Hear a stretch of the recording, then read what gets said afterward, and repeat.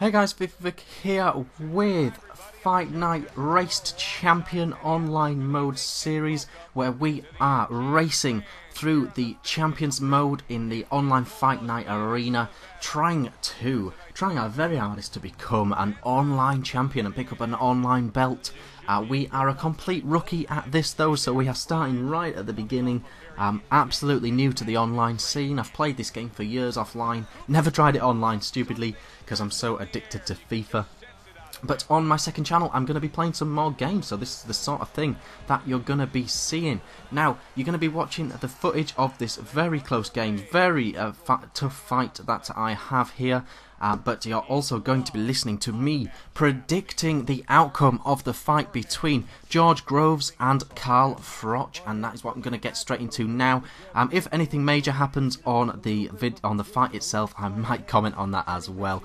I get clocked here in the most bizarre way. The guy just starts spamming crosses to the body, and I'm total rookie to this. When someone does something really weird on me, it often does get me on my backside, but I'm a quick learner, and I come back at this guy and it turns into a bit of an epic fight.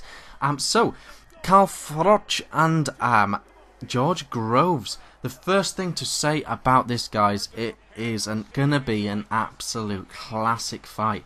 Now, you're looking at the young pretender versus the old dragon. You know, Carl Froch has got nothing left to prove, in my opinion, in the boxing game. He has done it all.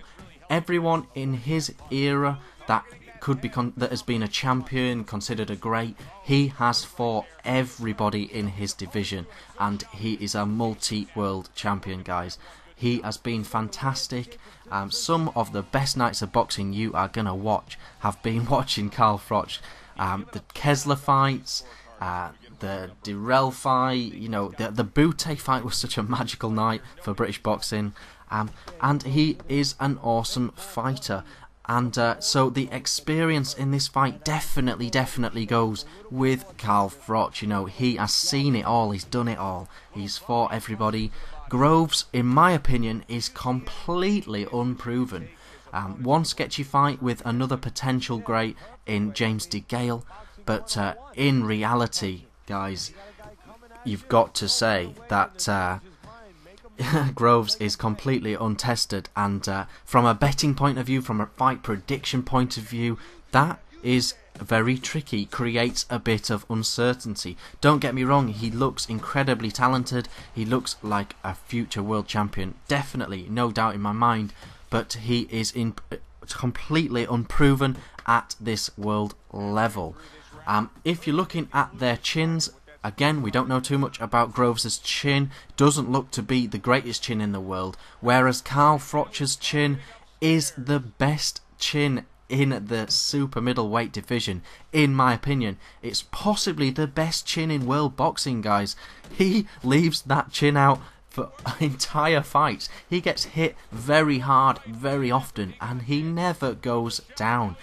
He's an absolute warrior of a man, and he's blessed with an incredible chin, and it has got him out of trouble a lot of times. He's been hit hard a lot of times, and so you've got to say that it's going to be very difficult for Groves to knock out Carl Froch. A lot of people have tried to knock out Carl Froch, and it hasn't happened, guys. So it's okay saying that Groves, yes, Groves is a very heavy-handed fighter. He's a very hard hitter, but we have no evidence to say that hitting Carl Froch with even a sledgehammer or the back of an AK-47 would actually knock Carl Froch out. You know, we're not sure if it's humanly possible to knock this guy out. He has an incredible chin. So Groves, if he thinks if he's going in there for a flash knockout, I think, you know, that is a real concern. As strong as he is, as an amazing puncher as Groves looks to be, I don't know if he's going to be able to knock Froch down.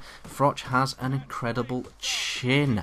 Whereas, as I've said, Groves potentially does not have a great chin. He's shown a slightly flaky chin in some of his fights already, and he's not even fighting elite fighters so far in his career. So, from that point of view, you've got to say that there's a question mark there over whether Groves can knock out Froch, and it looks like there's the potential that Froch can certainly knock out Groves.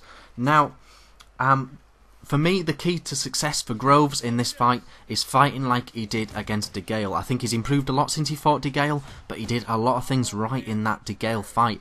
His movement was superb. The times when Carl Froch has struggled in fights have been against Dirrell, Ward, Taylor, guys that have excellent footwork, have moved around the ring very, very well indeed. That is when Froch struggles. If Groves can show the movement that he showed against De Gale, then he will certainly have a chance of taking Carl Froch the distance. In my opinion, that is the key to his success. Whether that is the tactic he will go for or not, I'm not sure. But if he stays on his bike, uses his advanced boxing skills, I think if you're actually talking technique, he is a better boxer than Carl Froch. So if he can stay on his bike, fight very professionally, stay moving around, confuse and frustrate Carl Froch, then I think Groves does have a chance in the long game, playing the long game, winning on points, guys. I think that there's a slight chance of that. But Froch is such a tricky customer to fight against. There's no doubt in my mind that if it goes the distance, Groves will win on points because of his boxing technique. But look at what Froch does. I think a lot of people have this opinion of Froch that he gets lucky because people have bad nights against him. Lucien Boutte had a bad night against him. Taylor had a bad night against him. Dirrell had a bad night. But what that shows, guys, is Carl Froch is so clever at making you have a bad night against him. That is a key to Froch's game. He's an incredibly tricky fighter to fight. He's very unorthodox. He keeps his hands low, and you know, his head movement, his waist movement is difficult to hit. If he wants to be difficult to hit, he has different ways of attacking you. He comes from range, and he's prepared to brawl at times as well. Exceptional stamina and all that good stuff as well.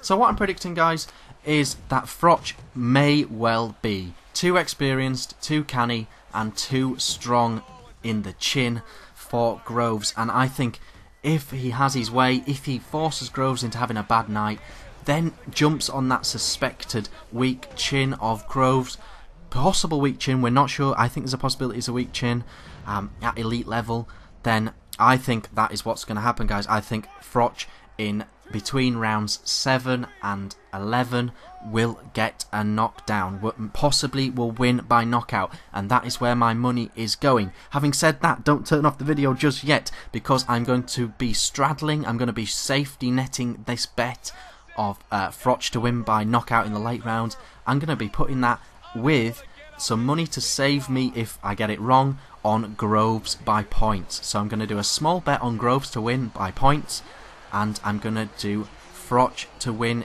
in the middle to late rounds by knockout. In the video, guys, I recover from that crazy start where he was completely outfoxing me, and I actually came back and then progressively knocked him over and over again, and eventually picked up the big KO in the 10th round. I've been Vic. Thanks, guys. Bye.